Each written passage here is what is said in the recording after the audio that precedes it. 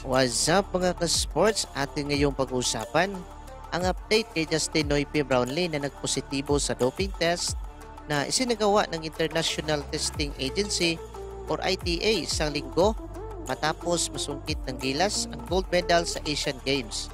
Ngunit bago yan mga ka-sports, pakisuyo muna ako.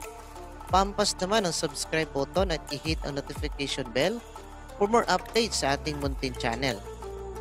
Kaugnay nga sa resulta ng doping test na inirelease kahapon, araw ng Biyernes, nagpositibo nga sa substance ng marijuana ang naturalized import natin na si Justin Brownlee at nilinaw naman ng ITA na walang ibang gilas player na nagpositibo sa naturang doping test.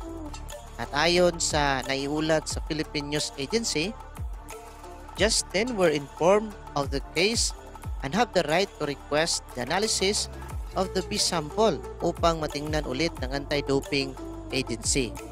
At may pahayag naman si Senador Jinggoy Estrada kaugnay sa doping allegation ni Justin Brownlee na maaari pang ma-rule out ang resulta. Sabi niya, "It might be too early to form any opinions or judgment until more details become available. As of now, there's certain mechanism available for our sports officials and Mr. Justin Brownlee to appeal his case. And I am optimistic that they will take the necessary steps to address his current situation," giit ng senador.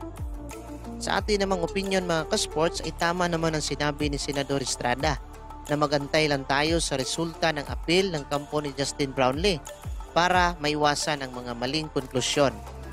Ang dagdag pa mga ka-sports, nag-file din ng Senate Resolution number 823 si Senador Estrada na bigyan ng papuri ang ating gilas player sa historic victory kung saan nasungkit ng Pilipinas ang gintong medalya sa naganap na 19th Asian Games doon sa Guangzhou, China.